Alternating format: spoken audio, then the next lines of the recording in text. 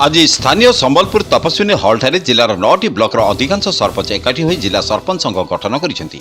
राजापाल संयोजन में आयोजित सभारे प्रफुल्ल मिर्धा, अरुण नायक, विमल नाकरा, संजीव पुजारी, रामप्रसाद साहू, संजीव प्रधान, सुषमा साहू, चित्तरंजन बाग, धनुर्जय नायक प्रमुख आलोचन भाग नहीं। जिलार सरपंच मानक प्रति प्रशासनिक असहयोग जो ग्राम्य विकास प्रतिबंधक होगा सहित पल्ली अबा ग्रामसभा निष्पत्ति को अणदेखा कर प्रशासन निज मर्जी नहीं काम करुथिबारु आयोजित समावेश में अधिकांश सरपंच यह विरोध में विषोद्गार कर सरपंच एकता नहीं ग्राम्य विकास में निजर योगदान को मजबूत करने मत रखी।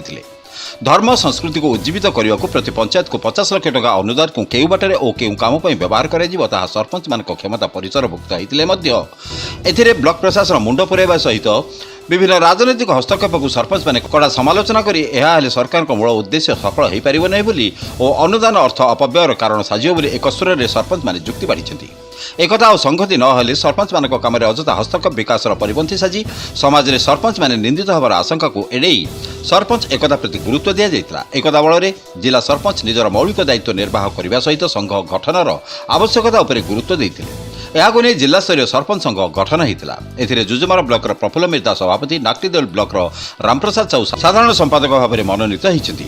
सेहीपरि जुजुमार ब्लॉकर सरस्वती भोसागर और मानेश्वर ब्लॉकर ललिता प्रधान, उपसभा नेत्री मानेश्वर ब्लॉकर संजीव पुजारी और बामरार त्रिलंग झत्रिया संपादक मनोनीत होता बेले रेंगाल ममता पुजारी कोषाध्यक्ष भाव में मनोनीत होती। एमान सहित पांडव प्रधान, ललिता प्रधान, तुंगबंधु विश्वाल, भागिंदुआ किसान, मंदाकिनी नायक, ममता भरगुआ, प्रेमशिला प्रधान, एम ए नाथ, पिंकी नायक, प्रहलाद धारुआ, दिवाकर बेहेरा, सरोज मेहर प्रमुख 18 जन कार्यकारी कमिटी को मनोनीत होती। निर्वाचन प्रक्रिया को वरिष्ठ सांबादिक प्रफुल्ल कुमार दास, सरोज साहू और सामाजिक कर्मी डाक्तर राजाराम षडंगी परिचालना करते। अन्य सरपंच क्षीरोद राउल, अंतर्जामी प्रधान ममता प्रधान, निरंजन पंडा, गीतांजलि देहुरी प्रमुख सहयोग करते।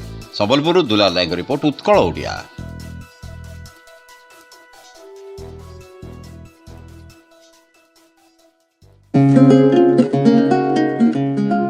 Please subscribe our channel Utkal Odia and don't forget to press bell icon.